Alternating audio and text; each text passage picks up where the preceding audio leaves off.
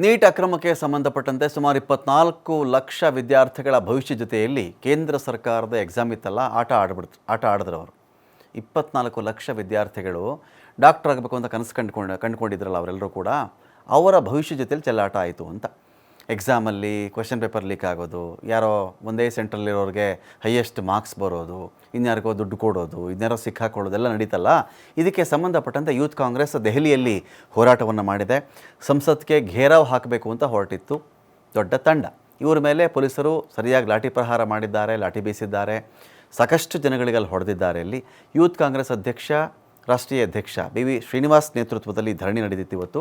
ಜಂತರ್ ಮಂತರ್ನಿಂದ ಪಾರ್ಲಿಮೆಂಟ್ಗೆ ಮುತ್ತಿಗೆ ಹಾಕಬೇಕು ಅಂತ ಹೊರಟಿದ್ರು ಎಲ್ಲರೂ ಕೂಡ. ಆದರೆ ಮಾರ್ಗ ಮಧ್ಯೆಯೇ ಇವರನ್ನು ತಡೆದು ಪೊಲೀಸರು ಎಲ್ಲ ಕಾರ್ಯಕರ್ತರ ಮೇಲೆ ಲಾಠಿ ಚಾರ್ಜ್ ಮಾಡಿದ್ದಾರೆ. ಪ್ರಶ್ನೆ ಪತ್ರಿಕೆ ಸೋರಿಕೆ, ನೀಟ್ ಅಕ್ರಮಗಳಿಂದ ವಿದ್ಯಾರ್ಥಿಗಳ ಬಾಳು ಹಾಳಾಗಿದೆ. 24 ಲಕ್ಷ ವಿದ್ಯಾರ್ಥಿಗಳ ಜೀವನದಲ್ಲಿ ಮೋದಿಯವರು ಚೆಲ್ಲಾಟ ಆಡಿದ್ದಾರೆ.